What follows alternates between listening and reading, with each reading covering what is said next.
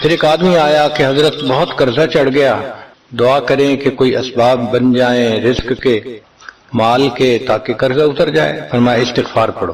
پھر ایک شخص آیا کہ حضرت دعا کریں اللہ مجھے بیٹا دے دے۔ فرمایا استغفار کرو۔ ایک آدمی آیا میرا باغ ہے، دعا کریں کہ میرا پھل زیادہ لگے۔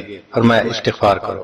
ایک آدمی آیا میری کھیتی باڑی کی زمین ہے، دعا کریں پانی اندر سے نکل آئے۔ فرمایا استغفار کرو۔ اب سننے والا حیران کہ مختلف لوگ مختلف ضروریات آ کر بیان کرتے رہے، سب کے لیے ایک ہی جواب۔ تو اس نے پوچھا کہ حضرت کیا مسئلہ؟ تو فرمایا کہ دیکھو یہ جواب میں نے اپنی طرف سے نہیں دیا، قرآن مجید سے دیا ہے۔ اللہ تعالیٰ ارشاد فرماتے ہیں قرآن مجید میں فَقُلْتُ اسْتَغْفِرُوا رَبَّكُمْ إِنَّهُ كَانَ غَفَّارًا۔ تو سب سے پہلے استغفار کرنے سے گناہوں کی بخشش ہوتی ہے۔ يُرْسِلِ السَّمَاءَ عَلَيْكُمْ مِدْرَارًا، تمہارے اوپر اللہ بارشیں برسائے گا۔ وَيُمْدِدْكُمْ بِأَمْوَالٍ، اللہ مال کے ذریعے تمہاری مدد کرے گا۔ وَبَنِينَ، اور بیٹوں کے ذریعے مدد کرے گا۔ وَيَجْعَلْ لَكُمْ جَنَّاتٍ، اور اللہ تعالیٰ تمہیں درختوں پہ پھل زیادہ عطا کرے گا۔ وَيَجْعَلْ لَكُمْ أَنْهَارًا، اور اللہ تعالیٰ تمہارے لیے زمین سے چشمے جاری فرما دے گا۔ آپ اگر غور کریں تو ہماری روز مرہ کی جو پریشانیاں ہیں وہ انہی میں سے ہیں۔ کوئی بیٹے کے لیے پریشان، کوئی کاروبار کے لیے پریشان، کوئی قرضوں کی وجہ سے پریشان۔ اس کا مطلب یہ ہے کہ اگر ہم استغفار کرنے کی عادت ڈال لیں تو ہمیں کسی اور عمل کی ضرورت ہی نہیں ہے۔ اور یہ عمل قرآن مجید میں بتایا گیا ہے، یہ پروردگار عالم کا کلام ہے۔ ہم استغفار کم کرتے ہیں، کم از کم 100 مرتبہ صبح اور شام استغفار کا کرنا معمول بنا لینا چاہیے۔ آپ لوگ ڈرائیو کرتے ہیں اپنے دفتر جاتے ہوئے تو راستے میں جو آدھا گھنٹہ لگتا ہے اس میں کیا کرنا ہوتا ہے؟ بعض لوگ نعت سن لیتے ہیں، تلاوت سن لیتے ہیں، وہ بھی عبادت ہے، لیکن اس سے زیادہ بہتر یہ ہے کہ انسان خود پڑھے کچھ۔ تو اگر اس دوران آپ استغفر اللہ ہی پڑھتے رہیں تو سینکڑوں دفعہ استغفار نامہ اعمال میں لکھا جائے گا، اور اگر پورا پڑھ لیں استغفر اللہ ربی من کل ذنب واتوب الیہ تو یہ سونے پہ سہاگے والی بات ہے۔ تو اپنے ٹائمنگز کو ایسے ایڈجسٹ کریں کہ اس میں درود استغفار کثرت کے ساتھ آپ پڑھ سکیں، کیونکہ حدیث پاک میں یہ فرمانا کہ قیامت کے دن وہ بندہ بہت خوش ہوگا جس کے نام اعمال میں استغفار زیادہ ہوگا۔ دوسرا سبب ہے توبہ۔ توبہ اور استغفار بہت قریب قریب ہیں، ان میں لائن آف ڈیمارکیشن ڈالنا تھوڑا ڈیفیکلٹ ہے، مگر علماء نے لکھا ہے کہ استغفار پچھلے گناہوں پہ ریپینٹنس کو کہتے ہیں، اور توبہ آئندہ گناہوں کو کمٹ نہ کرنا، اس کی کمٹمنٹ کرنا، عزم کرنا، اس کو کہتے ہیں۔ توبہ عزم جازم، ایک عہد کرنا کہ میں نے آج کے بعد گناہ نہیں کرنا، یہ توبہ کہلاتا ہے۔ تو گویا توبہ کا تعلق آئندہ گناہ نہ کرنا، استغفار کا تعلق پاسٹ کے ساتھ ہے کہ میں نے جو کیا برا کیا، اللہ بس میری غلطی کو پلیز معاف کر دیں، اس کو استغفار کہتے ہیں۔ اور یہ استغفار کا حکم اللہ رب العزت نے اپنے حبیب صلی اللہ علیہ وسلم کو دیا، فسبح بحمد ربک واستغفرہ، حکم ہے، صیغہ ہے امر کا۔ اللہ کے محبوب صلی اللہ علیہ وسلم کو اگر یہ حکم ہے تو سوچئے پھر ہمیں استغفار کرنے کی کتنی ضرورت ہے۔ توبہ ہر بندے پہ کرنی ضروری، چنانچہ کافر ہے تو وہ کفر سے توبہ کر کے مسلمان بن جائے، مومن ہے گناہوں سے توبہ کر کے نیک بن جائے۔ جو نیک ہے وہ جو اپنے اعمال کے اندر غفلت ہوتی ہے، نماز کی غفلت، ذکر میں غفلت، تلاوت میں غفلت، اس غفلت سے توبہ کرے، اور جو کہے کہ جی میں تو اس سے بھی توبہ کرتا ہوں، تو بھئی ہم جو اعمال کرتے ہیں یہ اس کوالٹی کے تو نہیں کہ اللہ تعالیٰ کے ہاں قبولیت پا سکیں۔ اب پھر استغفار کرنا کہ اللہ اس کو قبول کر لیجئے، کیونکہ اللہ کے محبوب صلی اللہ علیہ وسلم نے فرمایا ما عبدنا کا حق کا عبادت، اے اللہ ہم نے عبادت نہیں کی جیسے عبادت کرنے کا حق تھا۔ اگر سید الاولین والآخرین صلی اللہ علیہ وسلم یہ فرماتے ہیں، ہم کس کھیت کی گاجر مولی ہیں، ہماری عبادتیں کیا عبادتیں ہیں؟ تو استغفار کرنا، توبہ کرنا ہم میں سے ہر بندے پر لازم ہے۔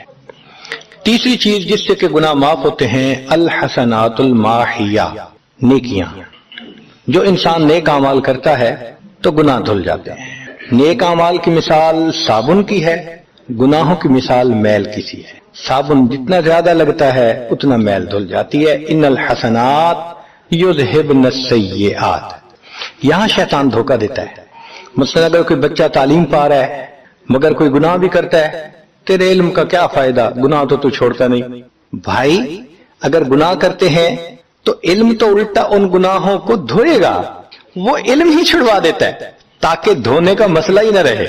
अब औरत सोचेगी मैं पर्दा तो करती नहीं, नमाजों का क्या फायदा, ये धोखा है शैतान का। भाई आप नमाजें पढ़ती रहो, उस नमाजों की बरकत से अल्लाह फिर पर्दे की भी तौफीक दे देंगे। तो नेकी नहीं छोड़नी चाहिए कभी भी, ये सोच के जी मैं अच्छा तो हूं नहीं, क्या फायदा, फायदा है। जब अल्लाह फरमा रहे हैं कि नेकियां गुनाहों को धो देती हैं, भाई गुनाह तो हम छोड़ते नहीं और नेकी आराम से छोड़ देते हैं, ये कहां की लॉजिक है। तो इसलिए नेकी भाग भाग के करनी चाहिए। अगर गुनाह है तो नेकी और ज्यादा करें ताकि नेकी की बरकत से गुनाहों की जुल्मत खत्म हो जाए और धुल जाए। हदीस पाक में है बंदा गुनाह करता है लिख दिया जाता है, दूसरा गुनाह, तीसरा, 5 गुनाह करता है, फिर उसके बाद वो एक नेकी करता है तो नेकी वाला फरिश्ता कहता है कि देखो अल्लाह के यहां दस्तूर नहीं थी, तुमने 5 गुनाह लिखे हैं ना, अच्छा तुम 5 गुनाह मिटा दो, मैं नामे अमाल में 10 नेकियों की बजाय सिर्फ 5 नेकियां बैलेंस वो डाल देता हूं। चुनाचे 5 गुनाह मिटा दिए जाते हैं, 5 नेकियां नामे अमाल में लिख दी जाती है। इसलिए खूब नेकी करनी चाहिए ताकि अल्लाह ताला गुनाहों की जुल्मत से हमें महफूज फरमा दे। चौथी चीज जिससे के गुनाह माफ होते हैं, दुआउल मुमिनीन लिल मुमिन, जो ईमान वाले एक दूसरे के लिए दुआएं करते हैं उससे भी गुनाह माफ होते हैं। चुनाचे उमर लानो जा रहे थे उम्रे के लिए, नबी इस्लाम ने फरमाया ए भाई हमें अपनी दुआओं में न भूलना। तो नबी इस्लाम ने उम्मत को तालीम दी कि एक दूसरे को दुआओं के लिए कहना चाहिए। ये बहुत अच्छी आदत है कि जब किसी से मिलें जी हमें अपनी दुआओं में याद रखें, वालिदैन को कहना, बड़ों को कहना, दोस्तों को कहना, क्या मालूम किसकी मांगी हुई दुआ काम आ जाए। इस दुआ का फायदा होता है ना, तभी तो कुरान मजीद में दुआ सिखाई गई, रब्बना इग़फिर लना वली इख़वानिनल्लज़ीना सबक़ूना बिल ईमान, अल्लाह जो हमसे पहले ईमान वाले चले गए उनकी भी मग़फ़िरत फरमा दे। तो फायदा होता है तो कुरान ने दुआ सिखाई है ना। तो ईमान वालों की दुआओं से दूसरे ईमान वालों को फायदा होता है। हदीस पाक में है दोस्त की दुआ दोस्त के पीठ पीछे रद्द नहीं की जाती, क्यों, उसमें खुलूस होता है।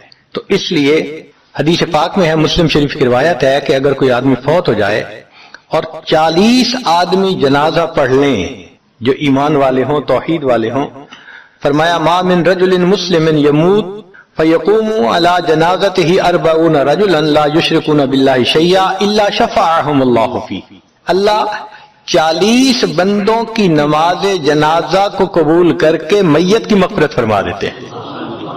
5वां अमल मा युअमलु लिल मय्यत मिन आमालिल बिर, हम अपने फौत शुदा लोगों के लिए जो नफल के कोई नेक काम करते हैं उससे भी उनके गुनाह माफ होते हैं। मसलन सदका कर दिया, कुरान पाक पढ़ा, उनको बख्श दिया, उनकी तरफ से उम्रा किया, हज किया, इन नफली आमाल का सवाब उनको मिलता है, इसकी वजह से उनके गुनाहों को माफ कर दिया जाता है।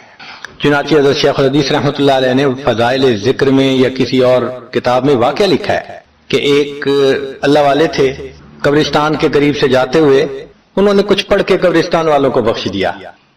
रात ख्वाब देखा कि वही कब्रिस्तान वाले हैं और एक आदमी आता है जैसे कोई डाक तकसीम करने वाला डाकिया होता है और सब उसकी तरफ भाग पड़ते हैं जैसे डाक लेने के लिए हो। एक बंदा पीछे आराम से बैठा होता है, वो पूछता है क्या मामला। वो कहते हैं कि ये फरिश्ता आया है, रोजाना की जो डाक आई है ना नेकियों की, जो औलाद ने, रिश्तेदारों ने, दोस्तों ने किए, लिहाजा वो आमाल नेकियां मिलती हैं तो ये सब लोग जाते हैं कि नेकियां मिलेंगी, हमारा दर्जा बढ़ेगा। उसने कहा कि आपको जरूरत नहीं है।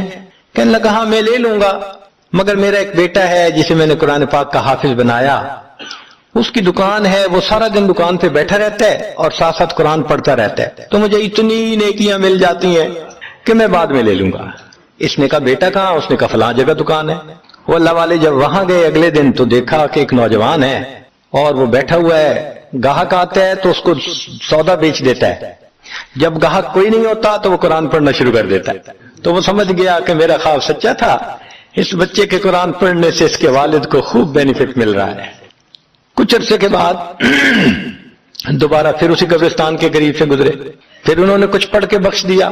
रात ख्वाब में देखा कि अब जब तकसीम हुआ तो सब भागे तो वो बंदा भी भागा। उन्होंने कहा आप भी भाग रहे हो? کہنے لگا ہاں میں اس لیے بھاگ رہا ہوں کہ میرا وہ بیٹا فوت ہو گیا، اب مجھے قرآن پڑھ کے بخشنے والا کوئی ایسا ہے نہیں، تو جو عام ایمان والوں کا ثواب آتا ہے میں بھی اسی میں سے اپنا حصہ لینے کے لیے جا رہا ہوں۔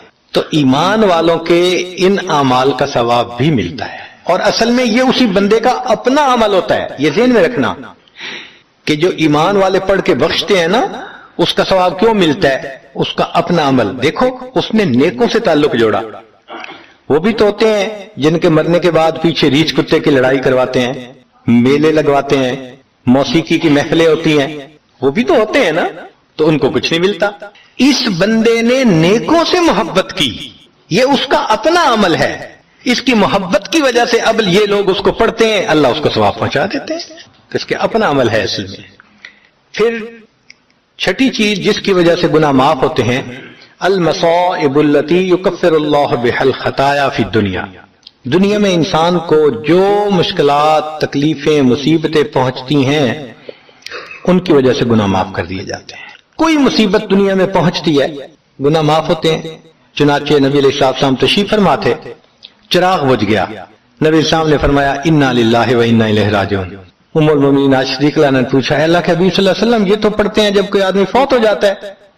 فرمایا عائشہ مومن کو جو بھی دنیا میں تکلیف غم پہنچتا ہے اگر وہ اس کے اوپر انا للہ پڑھ لے اس کو ثواب ملتا ہے۔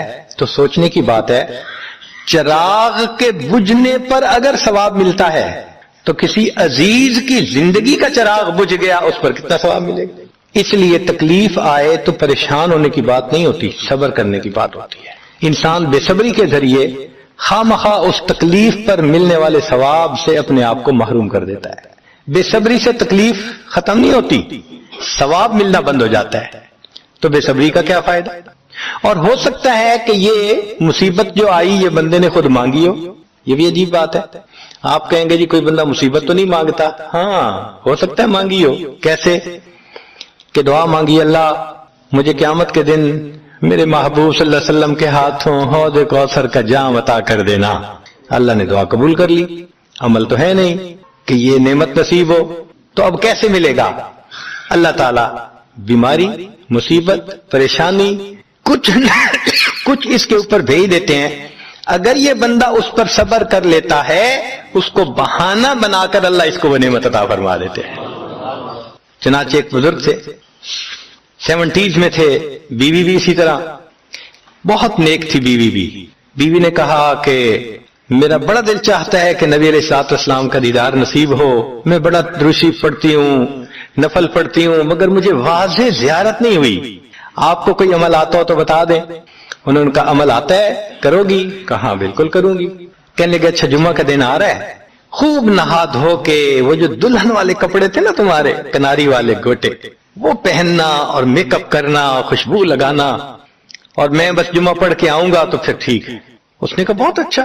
وہ اللہ کی بندی نہائی دھوئی دلہن کی طرح خوب تیار ہوئی، کپڑے دلہن والے پہنے۔ ان بزرگوں نے جمعہ تو بیوی کے بھائی کے گھر چلے گئے، اس کو جا کے کہا میری عمر دیکھو اور آ کے اپنی بیوی بہن کی حالت دیکھو۔ اس نے کہا کیا مسئلہ؟ وہ ساتھ آ گیا، اور جب گھر آ کے اس نے دیکھا تو بیوی تو دلہن بنی بیٹھی ہے۔ بھائی کو غصہ آیا، تمہیں اپنی یہ تمہاری عمر اور یہ تمہارے لچھن۔ اس نے تو ڈانٹا اور وہ بیچاری روئی، اس کا دل ٹوٹا، رو رو کے حال برا، سو گئی۔ اللہ کی شان کہ اس نیند میں اس کو نبی علیہ السلام کی زیارت نصیب کہ یہ چیز ہمارے لیے روح کی غذا بنے۔ ہمارے اکابر جب دن کے کام کاج سے فارغ ہوتے تھے تو مصلی پہ آ جاتے تھے، رات گزار دیتے تھے مصلی کے اوپر۔ ان کو رات کے اندھیرے کا اس طرح انتظار ہوتا تھا جس طرح دلہا کو دلہن سے ملنے کے لیے رات کا انتظار ہوا کرتا، ایسے وہ رات کے منتظر رہا کرتے۔ عشاء کے وضو سے فجر کی نماز پڑھنا، رات کا بیشتر حصہ نوافل میں کھڑے رہنا، حتیٰ کہ ہمسائے کے لڑکے بچے ان کو چھت کے اوپر ایک مینارہ سمجھا کرتے تھے، تو اتنا تو وہ اللہ کی یاد کیا کرتے تھے نا، قرآن پڑھا کرتے تھے۔ اور ہمارے قریب کے زمانے کے بزرگوں کا معمول ایک منزل روزانہ کا۔ اس عاجز کے والد صاحب حافظ نہیں تھے مگر پوری زندگی ایک منزل روزانہ پڑھنا ان کا معمول تھا۔ ہم نے بچپن سے لے کے اپنے بال سفید ہونے تک اپنے والد کو ہر جمعرات کو ختم قرآن کرتے دیکھا ہے، ہر جمعرات کو ان کا ختم ہوتا تھا۔ ناظرہ پڑھتے تھے تو معمول تھے ان کے. ہم بھی سوچیں اس کے اوپر کہ ہمارا بھی کوئی دن قرآن مجید کی تلاوت کے بغیر نہ گزرے. زیادہ نہیں کر سکتے تو چلو تھوڑا صحیح، مگر کریں تو صحیح نا. یہ تو نہیں کہ کئی دن گزر جاتے ہیں قرآن مجید کئی گھروں میں کھولنے والا ایک بھی نہیں ہوتا. اخبار روز پڑھا جاتا ہے، ٹی وی روز دیکھا جاتا ہے، اور انٹرنیٹ کی مصیبت تو 24 گھنٹے کھلی رہتی ہے. اگر نہیں کھلتا اللہ کا قرآن تو اپنی روح کو غذا پہنچانے کے لیے ہمیں قرآن مجید کی تلاوت کا معمول روزانہ لازماً پورا کرنا چاہیے. بس یہ نیت کریں کہ ناشتہ چھوٹتا ہے تو چھوٹ جائے، قرآن مجید کا معمول نہ چھوٹے، اس پابندی کے ساتھ. اچھا صبح نہیں پڑھ سکے تو شام پڑھ لیں. نبی علیہ الصلوۃ والسلام کی تو ماشاءاللہ سنت ہی یہی ہے. کچھ صورتیں ہیں جو صبح پڑھنا مسنون ہے، کچھ ظہر کے بعد، کچھ مغرب کے بعد، کچھ عشاء کے بعد سونے سے پہلے. حدیث پاک میں آتا ہے نبی علیہ السلام سونے سے پہلے سورہ ملک پڑھا کرتے تھے. یہ کیا چیز تھی؟ جیسے آپ کچھ دیر کے بعد نا کینڈی کھا رہے ہوتے ہیں، بسکٹ کھا رہے ہوتے ہیں، فلاں چیز کھا، یہ اسی طرح ہے کہ معمول ساتھ ساتھ چلتا رہتا ہے، روح کو غذا ملتی رہتی ہے. تو جتنی مسنون صورتیں ہیں یاد کریں اور ان کو دن کے مختلف اوقات میں پڑھنے کی عادت بنا لیں، از خود غذا ملتی جائے گی. اور جو حافظ قرآن ہوں ان پر تو اللہ کی خاص رحمت، وہ اپنی منزل کے حساب سے پڑھیں. ہمارے اکابر تو ایک آیت پڑھتے تھے، پوری رات گزار دیتے تھے. پہلے یہ بات ذرا عجیب لگتی تھی کہ ایک آیت پڑھتے پوری رات. پھر ایک چیز نکل آئی جس کا نام ہے چنگم. ہم نے بعض بچوں کو دیکھا کہ جتنی دیر بیٹھے ہیں منہ چل رہا ہے. پوچھا بھائی یہ کیا مسئلہ ہے؟ کہنے لگے جی بس یہ چنگم ہے، اس کو چبانے میں مزہ آتا ہے. بھائی اگر ایک گھنٹہ ایک ہی چیز کو چبانے کا مزہ یہ پا رہے ہیں تو ہمارے اکابر بھی ایک آیت کو بار بار پڑھ کر کندے مکرر کا مزہ لیا کرتے ہیں، ان کو بھی مزہ آتا تھا. تو پہلی چیز جس سے ہم نے اپنی روح کو غذا پہنچانی ہے وہ کیا چیز ہے؟ قرآن مجید کی تلاوت کرنا. صرف ثواب کی نیت نہیں ہونی، ثواب تو ملے گا، یہ بھی نیت ہونی ہے کہ میں نے اس کو آداب کے ساتھ، توجہ کے ساتھ اس طرح پڑھنا ہے کہ اللہ کی رحمتیں برسیں اور میرے دل کی ظلمت کو دھو دیں. دوسری چیز جس سے کہ انسان کے اوپر اللہ کی رحمت برستی ہے اس کو کہتے ہیں استغفار. استغفر اللہ ربی من کل ذنب واتوب الیہ. قرآن مجید میں اللہ رب العزت نے حکم فرمایا واستغفر اللہ، استغفار کرو. ہمارے اکابر یہ معمول بتاتے ہیں روزانہ، استغفر اللہ ربی من کل ذنب واتوب الیہ. اس کو دن میں کم از کم 100 مرتبہ صبح، 100 مرتبہ شام. زیادہ وقت ہو تو 200 مرتبہ بھی پڑھ سکتے ہیں. مگر جب پڑھ رہے ہو تو ذرا اپنے گناہوں پر ندامت بھی دل میں محسوس کریں. یہ نہ ہو کہ زبان پہ استغفار چل رہا ہے اور دن میں گناہوں کے خیال چل رہے ہیں. رابعہ بصریہ رحمت اللہ علیہ فرماتی تھی استغفارنا یحتاج الی استغفار، کہ ہم ایسا استغفار کرتے ہیں کہ اس کے اوپر ہمیں استغفار کرنے کی ضرورت ہے. سبح برکف توبہ برلب دل پر رد لطف گناہ. ہاتھ میں تسبیح، زبان پہ توبہ اور دل گناہ کی لذت میں پڑا ہوا ہے. معصیت را خن میں آیت بر استغفار ماں، میرے استغفار کے اوپر تو گناہ بھی کھڑا ہنس رہا ہے.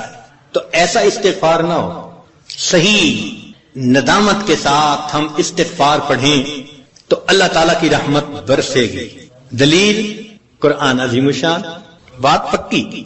اللہ رب العزت شاہ فرماتے ہیں لولا تستغفرون اللہ لعلکم ترحمون. قرآن کی آیت. اگر یہ استغفار کرتے تو کیا ہوتا؟ اللہ تعالیٰ رحمت برساتے.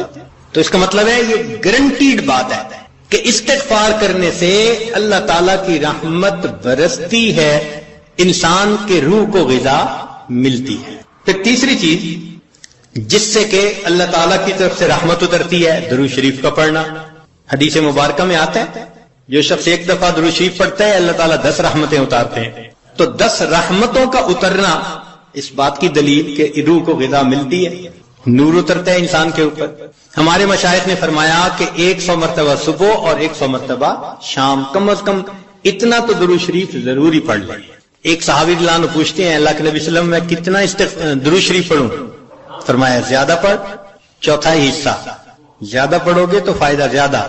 اللہ کے نبی صلی اللہ علیہ وسلم آدھا حصہ. بھائی زیادہ پڑھو گے تو زیادہ فائدہ. 3 حصے. فرمایا اور زیادہ تو 4 حصے. جب انہوں نے کہا کہ میں پورا وقت درود شریف پڑھنے میں لگا دوں گا، نبی اسلام نے فرمایا اذن یغفر لک ذنبک، تیرے گناہوں کو بخش دیا جائے گا اور تیرے غموں کو تیرے سر سے اتار دیا جائے گا۔ تو درود شریف کے پڑھنے سے اللہ تعالیٰ گناہوں کو معاف کرتے ہیں اور دھو دیتے ہیں۔ صدیق اکبر رضی اللہ عنہ فرمایا کرتے تھے کہ ٹھنڈا پانی آگ کو اتنا جلدی نہیں بجھاتا جتنا جلدی درود شریف کا پڑھنا انسان کے دلوں کی ظلمت کو مٹا دیتا ہے۔ سیدنا علی رضی اللہ عنہ فرمایا کرتے تھے کہ اگر اللہ تعالیٰ اور اس کے رسول صلی اللہ علیہ وسلم نے تسبیح، تکبیر، تحمید، تہلیل ان کے فضائل نہ بتائے ہوتے تو میں اپنا پورا وقت درود شریف کے پڑھنے میں گزار دیتا۔ تو ہم بھی درود شریف پڑھیں، کم از کم 100 مرتبہ صبح اور 1 مرتبہ شام۔ اس سے کیا ہوگا کہ دل کو غذا پہنچ جائے گی۔ چوتھی چیز، اللہ کا ذکر کرنا، ذکر لسانی یا ذکر قلبی جیسا بھی معمول ہو، ذکر کے کرنے سے اللہ تعالیٰ کی رحمت اترتی ہے۔ اور حدیث پاک سے دلیل، نزلت علیہم السکینہ، ان کو رحمت ڈھانپ لیتی ہے، ملائکہ آ جاتے ہیں ان کے اوپر۔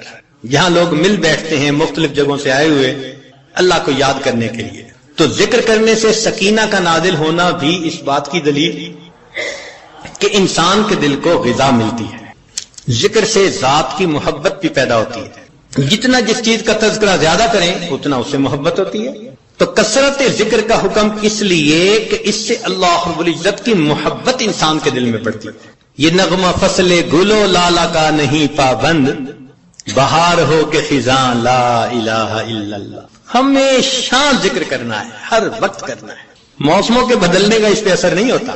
اس لیے ہمارے اکابر صبح شام کا کچھ وقت تھا جس میں تنہائی میں بیٹھ کے اللہ کا ذکر کثرت کے ساتھ کیا کرتے تھے۔ پھر پانچویں چیز جس سے کہ انسان کے اوپر رحمت اترتی ہے وہ ہے اتباع سنت۔ جتنا ہر عمل سنت کے مطابق ہوتا جائے گا اتنا اللہ کی رحمت ہم پہ برستی جائے گی، جتنا ہر عمل سنت کے مطابق۔ اس لیے ہمارے سلسلہ عالیہ نقشبندیہ میں بیعت ہونے کے بعد پہلا کام یہی بتاتے ہیں، ہر کام کو سنت کے مطابق کرنا ہے۔ سر کے بالوں سے لے کے پاؤں کے ناخنوں تک اپنے آپ کو سنت کے مطابق ڈھالنا ہے۔ کیوں؟ ایک تو اجر ہے، ایک قرب ہے، اللہ کی محبوبیت ملتی ہے، اور تیسرا یہ چیز انسان کے روح کی غذا بھی ہے۔ دلیل قرآن عظیم الشان میں سے ارشاد فرمایا اطیعوا اللہ والرسول لعلکم ترحمون، اللہ اور اس کے رسول کی اطاعت کرو تو کیا ہوگا؟ تمہارے اوپر رحمت برسے گی۔ تو اتباع سنت سے بھی انسان پر رحمت برستی ہے۔ پھر چھٹی چیز اہل اللہ کی صحبت اختیار کرنا۔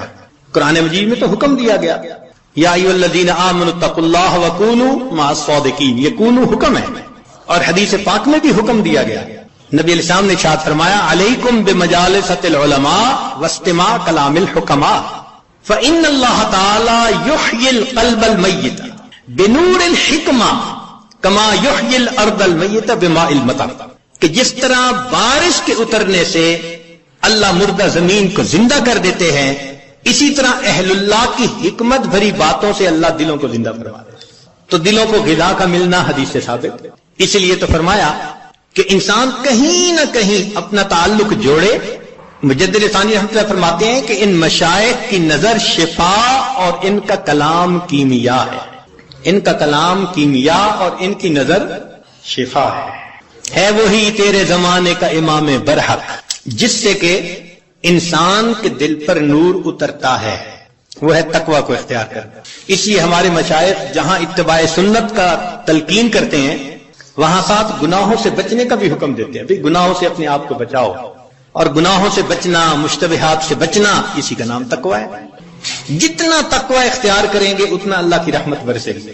جی، تقوی اختیار کرنے سے بھی رحمت برستی ہے۔ وہ کیسے؟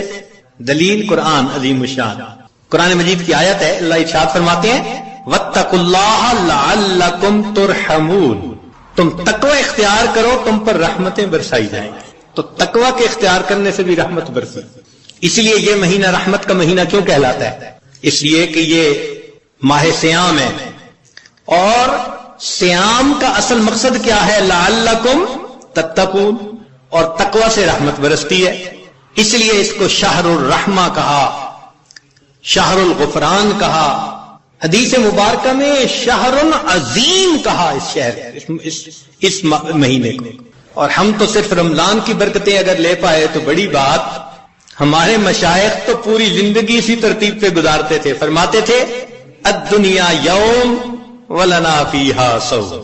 دنیا ایک دن کی ہے اور ہم نے اس ایک دن میں روزہ رکھا ہوا ہے. یعنی گناہوں سے بچنے کا روزہ، یہ مقصد تھا ان کا. پوری زندگی اسی طرح گزار دیتے تھے. اس لیے فرمایا للصائم فرحتان، روزہ دار کے لیے دو خوشیاں ہوتی ہیں. فرحت عند الافطار، ایک تو افطار کے وقت خوشی، وفرحت عند لقاء الرحمن، جب رحمان سے ملیں گے اس وقت بھی خوشی ہوگی. اس لیے یہ رمضان کا مہینہ انسان کے دل کو منور کر دیتا ہے.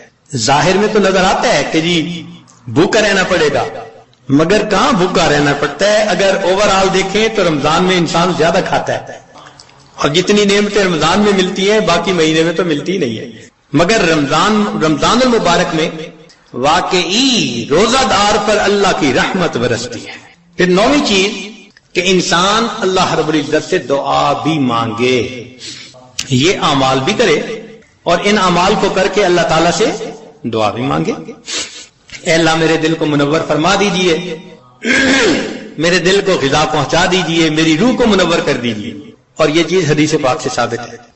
نبی علیہ السلام جب فجر کی سنتیں ادا فرما کے مسجد میں تشریف لے جاتے تھے تو حدیث پاک میں ہے کہ راستے میں نبی علیہ السلام دعا مانگتے تھے، اللہم اجعل فی قلبی نورا وفی بصری نورا وفی سمعی نورا وفی وعن یمینی نورا وعن شمالی نورا ومن خلفی نورا ومن امامی نورا واجعل لی نورا. اللہ مجھے ہی نور بنا دے. اب یہ دیکھیے کتنی اہم بات ہے. ہم میں سے کتنوں کا معمول ہے اس دعا کو پڑھنا؟ اللہ ماشاء اللہ بہت کم لوگ ہوں گے جو باقاعدہ پڑھتے ہوں گے. اللہ کے حبیب صلی اللہ علیہ وسلم نے تو ہمارے لیے یہ دعا سکھائی ہے. دنوں پہ دن گزر جاتے ہیں، مہینوں پہ مہینے، یہ دعا مانگی نہیں ہوتی. اللہ کے حبیب صلی اللہ علیہ وسلم دعا مانگ رہے ہیں، اللہم اجعلنی، اللہ مجھے ہی نور بنا دے. آج وقت ہے اس نور کو حاصل کرنے کا. اگر دنیا میں اس نور کو حاصل نہ کیا تو پھر قیامت کے دن پریشانی ہوگی. اس لیے جو نیک کام کرتا ہے، شریعت و سنت کی اتباع کرتا ہے، اللہ تعالیٰ کا قرب حاصل کرتا ہے تقوی کے ذریعے، تو فرمایا افمن کان میتن فاحییناہ، اور وہ جو مردہ تھا اس کو ہم نے زندہ کیا، وجعلنا لہ نور، اور اس کو ہم نے نور عطا کیا، یمشی بہ فی الناس، اس نور کو لے کے وہ انسانوں میں چلتا ہے اور دین کی دعوت کا کام کرتا ہے. تو اس نور کو دل میں لینا یہ انتہائی ضروری ہے ہمارے لیے. اور اس نور کو لینے کی جگہ فقط یہ دنیا ہے، اس کے بعد یہ نور نہیں مل سکے گا. اس کی مثال یوں سمجھ لیجئے، انسان کے بدن کے بننے کی جگہ ماں کا پیٹ. اگر بچہ اس طرح سے پیدا ہو کہ دونوں آنکھیں نہ بن سکیں تو دنیا کا کوئی ڈاکٹر دنیا میں آنکھیں نہیں بنا سکتا. کئی بچوں کی انگلیاں، ان کی گروتھ پوری نہیں ہوتی تو دنیا میں آنکھیں پوری نہیں ہو سکتی، کیونکہ ماں کا پیٹ اس کی گروتھ کی جگہ ہے. اگر پوری ہو گئی تو بہت اچھا، اگر نہیں تو پھر وہ کمی رہے گی. یہی حال انسان کی روح کے معاملے کا، کہ روح کے بننے کی جگہ یہ زمین و آسمان کا پیٹ ہے. بن گئی روح تو بہت اچھا، نہ بنی تو آگے جا کے نہیں بن سکے گی. چنانچہ قیامت کا دن ہوگا تو ایمان والے اپنے نور کو لے کر اللہ کے حضور جائیں گے. یوم تری المؤمنین والمؤمنات یسعی نورہم بین ایدیہم وبایمانہم، ایمان والوں کا نور دائیں اور بائیں ان کے سامنے. جنہوں نے محنت کی ہوگی، 1000 واٹ کا بلب جیسے جلا ہوتا ہے ایسے ان کا نور ہوگا. اور نور چونکہ پھیلتا ہے تو اس لیے ارد گرد منافق بھی ہوں گے. اوپر سے تو بڑے نیک بنتے تھے اور اندر اندر سے غفلت کی زندگی، دورنگی کی زندگی. وہ پھر کہیں گے انظرونا نقتبس من نورکم، ذرا ہماری طرف بھی توجہ کیجئے، ہم آپ کے نور سے فائدہ اٹھائیں. تو ان کو وہاں کیا کہا جائے گا؟ قیل ارجعوا وراءکم فالتمسوا نورا، جاؤ دنیا میں، یہ نور تو دنیا سے ملا کرتا. تو نور ملنے کی جگہ تو یہ دنیا ہے. یہ ہماری خوش نصیبی ہے کہ ہم ابھی زندہ ہیں. اپنے دلوں کو منور کرنا چاہیں تو ہم دلوں کو منور کر سکتے ہیں. جیسے نبی علیہ السلام نے اپنے ایک صحابی کے بارے میں فرمایا، اس کا سینہ تو گلے تک نور سے بھرا ہوا ہے، نور ایمان سے. الا مشاشہ، فرمایا گلے تک اس کا سینہ نور ایمان سے بھرا ہوا ہے. ایسے نور ہمارے اندر آ جائے نا تو وہ تو ہم اسی دنیا میں ہی حاصل کر سکتے ہیں. اور اگر اس دنیا میں غفلت کی زندگی گزاری، گناہوں کی زندگی گزاری، تو رب کریم فرماتے ہیں وَمَن لَّمْ يَجْعَلِ اللَّهُ لَهُ نُورًا فَمَا لَهُ مِن نُّورٍ، پھر اس کے لیے نور نہیں ہوگا. تو ہم یہاں پر اعتکاف کے لیے جو حاضر ہوئے تو بدن کو غذا پہنچانے کے لیے نہیں. بدن کو غذا تو انسان کو ہمیشہ اپنے دیش میں اپنے گھر میں بہتر پہنچ جاتی ہے.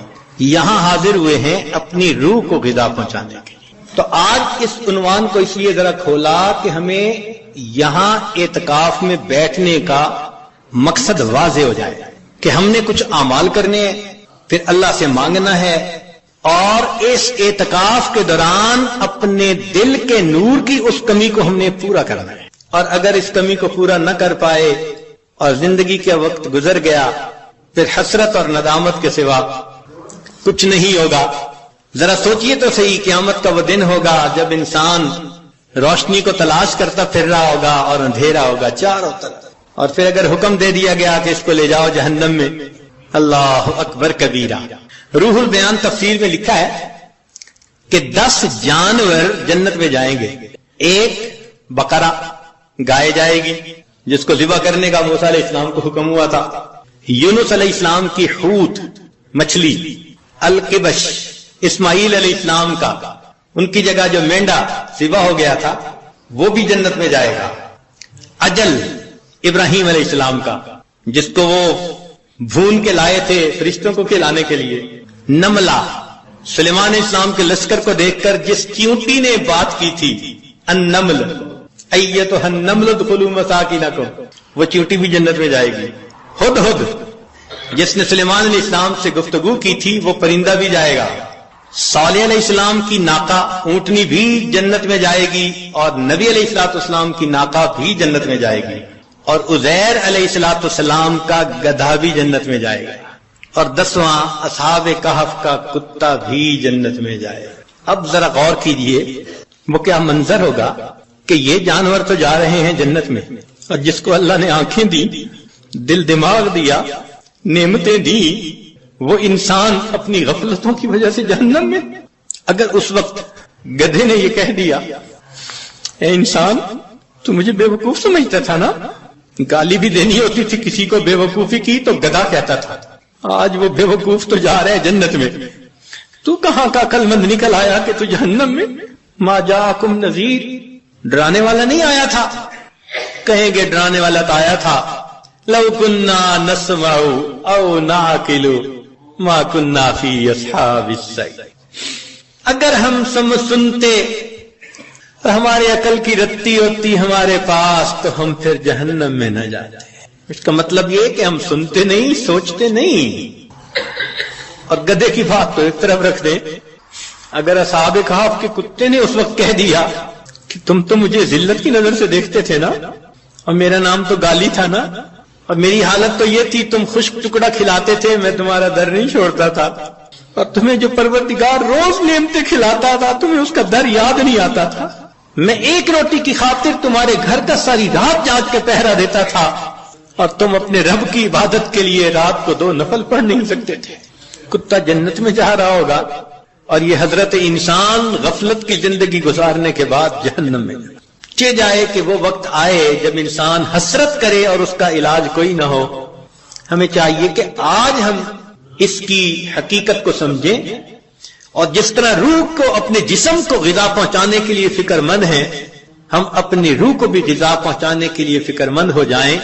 چنانچہ یہ 10 دن کا قیام یہ بہت فکر مند ہو کے گزارنے کی بات. باتیں کرنے نہیں آئے، قصے کہانیاں کرنے نہیں آئے، حال احوال سننے نہیں آئے، بہت سنتے رہتے ہیں. ہاں اللہ کو منانے کے لیے آئے ہیں. جو گناہوں کے اثرات دل پر ہم آج تک لگا بیٹھے ان کو دھلوانے کے لیے آئے. تو اس کا طریقہ یہ ہے کہ جب اجتماعی عمل ہوں تو اس میں جڑیں، جب انفرادی عمل ہوں تو اپنے وقت پہ انفرادی عمل کریں، لیکن ہر بندے کو ایک فکر لگی ہوئی ہو. ایک ایک منٹ کو آپ کیش کروانے کی کوشش کریں. مسافر کی دعائیں بھی قبول ہوتی ہیں اور مسافر پر اللہ کی رحمت بھی ہوتی ہے.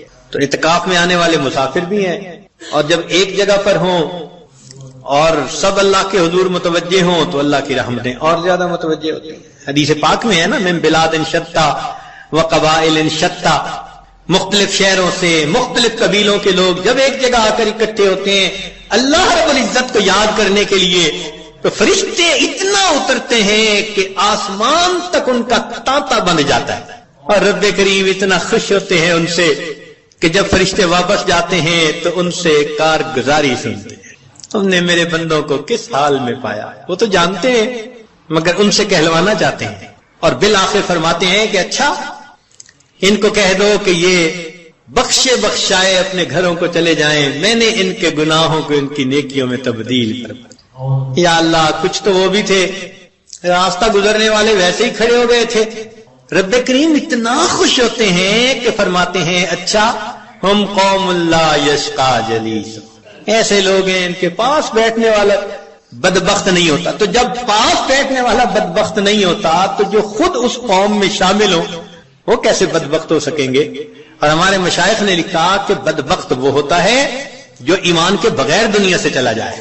تو یہ حدیث پاک اشارہ کر رہی ہے کہ ایسی محفلوں میں بیٹھنے والا بندہ بالآخر دنیا میں ایمان کی سلامتی کے ساتھ چلا جائے۔ تو ان محفلوں کی قدر کریں، فکر کریں، اپنے سیل فون کو یا تو سائلنٹ کر دیں یا بند ہی کر دیں 10 دن کے لیے، یہاں گھنٹی کی آواز نہ سنائی دے، بات کی آواز نہ سنائی دے۔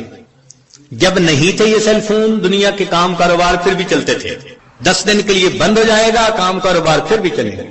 نہ آسمان پہلے گرا تھا نہ اب گرے گا، تو اتنا اہم نہ اس کو بنائیں۔ اب اس کو ایک طرف کر کے تلاوت میں لگے ہوں، تسبیحات میں لگے ہوں، نمازوں میں لگے ہوں، دعا میں لگے ہوں، اجتماعی عمل میں، بس ان اعمال میں قرآن مجید کی تلاوت میں آپ لگے رہیں۔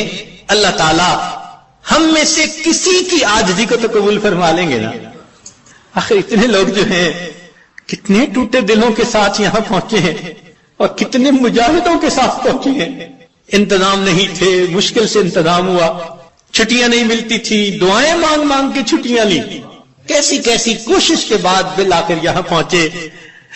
اللہ تعالیٰ قدردان ہے، وہ یقیناً آنے کی قدر فرمائیں گے۔ تو ہم اپنے اس وقت میں اللہ تعالیٰ کی رحمت کو اپنی طرف متوجہ کریں، پروردگار عالم ہمارے گناہوں کو معاف فرمائے اور ہمارے اس 10 دن کو ہمارے لیے اپنے قرب کا ذریعہ بنائے۔ وآخر دعوانا ان الحمد للہ رب العالمین۔ اعوذ باللہ من الشیطان الرجیم، بسم اللہ الرحمن الرحیم۔ وَأَن لَيْسَ لِلْإِنسَانِ إِلَّا مَا سَعَىٰ وَأَنَّ سَعْيَهُ سَوْفَ يُرَىٰ۔ سبحان ربک رب العزت عما یصفون وسلام علی المرسلین والحمد للہ رب العالمین۔ اللہم صل علی سیدنا محمد وعلی آل سیدنا محمد وبارک وسلم۔ ہر ملک کی اپنی ایک کرنسی ہوتی ہے، جیسے پاکستان کی کرنسی روپیہ، سعودی عرب کی کرنسی ریال، دبئی کی کرنسی درہم، امریکہ کی کرنسی ڈالر، یو کے کی کرنسی پاؤنڈ، جاپان کی کرنسی ین، رشیا کی کرنسی روبل۔ تو ہر ملک کی اپنی اپنی کرنسی ہوتی ہے۔ دیکھا یہ گیا ہے کہ انسان جس ملک میں رہتا ہو، اگر اس کے پاس وہاں کی کرنسی بہت ساری ہے تو اس کی زندگی سہولت سے گزرتی ہے۔ وہ جہاں چاہے اچھا گھر خرید سکتا ہے، گاڑی خرید سکتا ہے، شادی بیاہ کر سکتا ہے، عیش کی زندگی گزار سکتا ہے اگر اس کے پاس اس ملک کی کرنسی ہے۔ اگر اس ملک کی کرنسی نہ ہو تو پرابلم پیش آ سکتے ہیں۔ ہمیں ایک مرتبہ خود یہ تجربہ ہوا، ہم پوری فیملی عمرے پر گئے تو میرے بیٹے کے ہاں چھوٹا بچہ تھا، بہت اچھا بیبی تھا۔ جیسے ہم جہاز سے اترے اس نے رونا شروع کر دیا، تو میں نے پوچھوایا عورتوں سے کہ یہ بچہ کیوں رو رہا ہے؟ ان کا جی کہ یہ بچہ ڈبے کا دودھ پیتا نہیں اور یہ فریش دودھ پیتا ہے اور اس وقت دودھ ختم ہو گیا ہے اس لیے یہ رو رہا ہے۔ میں نے کہا کوئی بات نہیں، ہم 15-20 منٹ کے اندر امیگریشن سے آگے گزر جائیں گے اور فریش دودھ کا ڈبہ میں لے کے دے دوں گا تو بچے کو پلا دینا۔ ہم نے امیگریشن والے کو بتایا کہ بچہ رو رہا ہے تو آپ ہمیں ذرا جلدی پاس کر دیں۔ اس نے مہربانی کی اور اس نے ہمیں جلدی امیگریشن سے پاس کر دیا۔ اب ہم باہر نکلے، باہر ایک دکان بنی ہوئی تھی جہاں دودھ کے ڈبے پڑے تھے، نظر آ رہے تھے فریج کے اندر پڑے ہوئے۔ وہاں ایک بنگالی لڑکا کھڑا تھا، میں نے اسے کہا کہ مجھے دودھ کا ڈبہ چاہیے، اس نے کہا ریال ہیں، 2 ریال چاہیے۔ میں نے کہا بھائی میرے پاس ریال تو نہیں ہے، ڈالر ہیں، تو میں آپ کو $5 دے دیتا ہوں، آپ مجھے دے دیں یہ ڈبہ. وہ کہنے لگا مجھے یہ اللہ آپ چاہیے. میں نے کہا بھائی اب بچہ رو رہا ہے تو میں کیا کروں؟ اس نے کہا جی وہ سامنے کرنسی کی دکان ہے وہاں سے ریال میں چینج کروا کے لائیں, مجھے تو 2 ریال لینے ہیں تب آپ کو 2 دینا ہے. میں کرنسی والے کی طرف بھاگا تو نماز کا وقت تھا اور کرنسی والے نے دکان بند کر دی تھی. اب میں پھر اس کے پاس آیا, میں نے اس کو کہا کہ بھائی میری کرنسی تو چینج نہیں ہو رہی, نماز ختم ہونے میں آدھا گھنٹہ لگ جائے گا, اور بچہ آدھا گھنٹہ روتا رہے تو ہمارا تو دل برداشت نہیں کرتا اس کو, تو آپ پلیز مجھے دے دیں. اس نے کہا جی ریال ہے, مجھے 2 ریال چاہیے, میں نہیں دیتا. میں نے اس کو کہا کہ اچھا ایسے کرو میں آپ کو $10 دیتا ہوں. انہوں نے کہا یہ اللہ. میں نے کہا اچھا بھی میرے پاس $50 کا $50 کا ایک نوٹ ہے وہ دے دیتا ہوں. اس نے کہا نہیں. پھر میں نے اسے آفر کی اچھا میں آپ کو $100 دیتا ہوں, آپ مجھے $100 کے بدلے میں دودھ کا 1 ڈبہ دے دیں. اس نے کہا جی آپ جائیں میرے ساتھ اب بات مت کرنا. جب اس نے روڈ ہو کے مجھے کہا نا کہ اب میرے ساتھ بات نہ کرنا, تو ایک عربی نوجوان قریب سے گزر رہا تھا, وہ کھڑا ہو گیا. اس نے مجھ سے پوچھا کہ مسئلہ کیا ہے. میں نے کہا جی بچہ رو رہا ہے ہمارا, یہ ریال مانگتا ہے اور میں نے ابھی کرنسی چینج نہیں کروائی اور دکان بند ہے نماز پڑھنے کی وجہ سے, تو میں اس کو کہہ رہا ہوں کہ $100 لے لو اور مجھے ڈبہ دے دو, مجھے ڈبہ دودھ کا چاہیے, مجھے بچے کا رونا برداشت نہیں ہو رہا. تو وہ جو عربی لڑکا تھا اس نے اپنی جیب سے 2 ریال نکالے اور اس کی طرف پھینکے اور کہنے لگا اچھا ان کو دو تم دودھ کا ڈبہ تاکہ یہ جا کے بچے کو پلائیں. لو جی اس کو 2 ریال ملے اور اس نے ڈبہ دیا, تب ہماری جان چھوٹی. تو مجھے سمجھ میں بات آئی کہ انسان جس ملک میں ہو وہاں کی کرنسی اگر ہو تو سکون سے زندگی گزرتی ہے, دوسری کرنسی کئی دفعہ کام نہیں آتی. جس طرح دنیا میں ہر ملک کی اپنی کرنسی ہے, اسی طرح اللہ تعالیٰ نے نیکیوں کو آخرت کی کرنسی بنایا ہے. جس بندے کے پاس زیادہ نیکیاں ہوں گی قبر میں بھی آرام سے رہے گا, حشر میں اٹھے گا تو لوگ دھوپ میں کھڑے ہوں گے اور یہ سب عرش کے سائے کے نیچے ہوں گے, یعنی ایئر کنڈیشن ان کو اکوموڈیشن مل جائے گی وہاں پہ. پھر پل صراط سے عام لوگ تو مشکل سے پار ہوں گے, اور یہ تیزی کے ساتھ جیسے اڑتی ہوئی کوئی چیز چلی جاتی ہے, پرندہ نکل جاتا ہے, یہ پل صراط سے ایسے پار ہو جائے گا. پھر جنت میں تھوڑی نیکیوں والے تو نیچے کے درجے میں ہوں گے, اس کے پاس چونکہ نیکیاں بہت ہیں تو اس کو اونچے درجے میں نبی علیہ السلام کے پڑوس میں نیبرہڈ میں جگہ مل جائے گی. اس لیے ہمیں چاہیے کہ ہم جتنی نیکیاں کر سکتے ہیں اتنی نیکیاں کریں اور اپنے نام اعمال کو نیکیوں سے بھر لیں. یہ ہماری چاہت ہونی چاہیے. نیکی کر کر کے تھکیں اور تھک تھک کے پھر نیکی کریں. ہمارے بعض بزرگ اتنی عبادت کرتے تھے اللہ کی کہ حیران ہوتا ہے بندہ کہ ان کو اللہ نے کیا شوق عطا کیا تھا. چنانچہ ایک بزرگ جو تھے 70 سال کی عمر میں 70 طواف روزانہ کرتے تھے.